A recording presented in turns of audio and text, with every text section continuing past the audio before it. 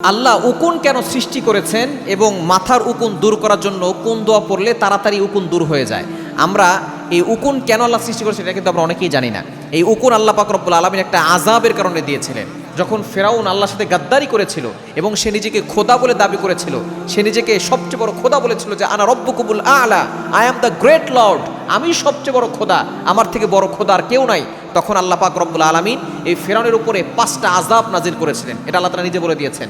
9 নম্বর পারার 5 নম্বর পৃষ্ঠার 5 নম্বর লাইন সূরা আরাফের 133 নম্বর আয়াতে রয়েছে, ফাআরসালনা আলাইহিমুত তুফানা ওয়াল জারাদা ওয়াল কুম্মালা ওয়াদ দাফাদিয়া ওয়াদ দামা আয়াতিন মুফাসসালাত। আল্লাহ পাক রব্বুল আলামিন এই আয়াতে 5টি আযাবের কথা বলেছেন। ফাআরসালনা আলাইহিমুত তুফান, এক নম্বরে আল্লাহ পাক রব্বুল আলামিন ঝড় দিয়েছেন, তুফান দিয়েছেন। ফেরাউনের যেই সৈন্য সামর্থ্য ছিল সব কিছুর উপর আল্লাহ পাক রব্বুল আলামিন বিশাল বড় ঝড় দিয়েছিলেন। শেষ পর্যন্ত তারা মুসা আলাইহিস সালামের কাছে গিয়েছেন, মুসা আলাইহিস সালাম আবার আল্লাহর কাছে দোয়া করেছেন, তুফান বন্ধ হয়েছে। এরপরে দিয়েছেন অল জারাদা, পঙ্গপাল দিয়েছেন। এই পঙ্গপাল তাদের সব কিছু ফসল খেয়ে শেষ করে ফেলেছিল।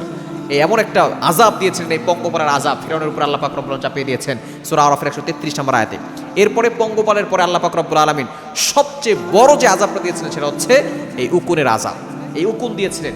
উকুন যেইখানে যেই যাদের কাছে বসতো সেরকম আকার ধারণ করতো, কালার ধারণ করতো।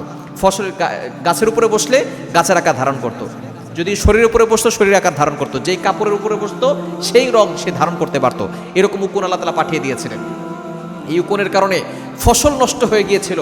শুধু তাই নয়, কাপড়ে এসে মানুষের শরীরগুলো ক্ষতবিক্ষত করে দিয়েছিল, মানুষ বুঝতেও পারে নাই। মাথার চুলগুলো এমনভাবে খেয়েছে এবং শরীরের ভিতরে ঘা তৈরি করে দিয়েছিল এই উকুন এসে। এই উকুনগুলো এভাবে আল্লাহ পাক রব্বুল আযাব দিয়েছিলেন। এরপর অল কুম্বালা, কুম্বালা মানে হচ্ছে উকুন। এরপর দফা দিয়া, ব্যাঙের আযাব দিয়েছিল। এরপরে আল্লাহ পাক রব্বুল আলামিন রক্তের আযাব দিয়েছিল। এই 5টি আযাবের ভিতরে অন্যতম এবং শক্তিশালী সবচেয়ে বড় আযাবের নাম হচ্ছে উকুন। এই উকুন আল্লাহ পাক রব্বুল আলামিন ফেরাউনের সময় আযাব হিসেবে পাঠিয়েছিলেন। এই উকুন যদি কারো মাথার ভিতরে চলে আসে তাহলে সে কিভাবে আমল করবে, সে 7 দিন আমল করলেই সে ভালো একটা উপকার পাবে ইনশাআল্লাহ। কোরআনের পবিত্র কোরআনুল কারীমের সে নারিকেল তেল দিবে অথবা নিম পাতার রস নিতে পারে। এরপরে পবিত্র কোরআনুল কারীমের সূরা ফাতিহা 7 বার পড়বে। আর সূরাতুন নাজম, ওয়ান নাজমি ইযা হাওয়া মা দাল্লা সাহিবুকুম ওয়া মা গাওয়া, এই ছোট্ট 2টা আয়াত সে 7 বার করে পড়বে। আর সূরা ফাতিহা 7 বার পড়ে ওই তেলে ফু দিবে, নারিকেল তেলে ফু দিয়ে ওই নারিকেল তেল মাথায় ব্যবহার করবে। 7 দিন ব্যবহার করলে ইনশাআল্লাহ সে ভালো ফলাফল পাবে।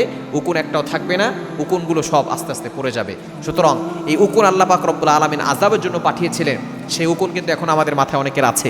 এই উকুন দূর করার জন্য আপনি আমলটা করবেন। নারিকেল তেলে আপনি সূরা ফাতিহা 7 বার এবং সূরাতুন নাজম, ওয়ান নাজমি ইযা হাওয়া মা দাল্লা সাহিবুকুম ওয়া মা গাওয়া 7 বার করে ফু দিবেন।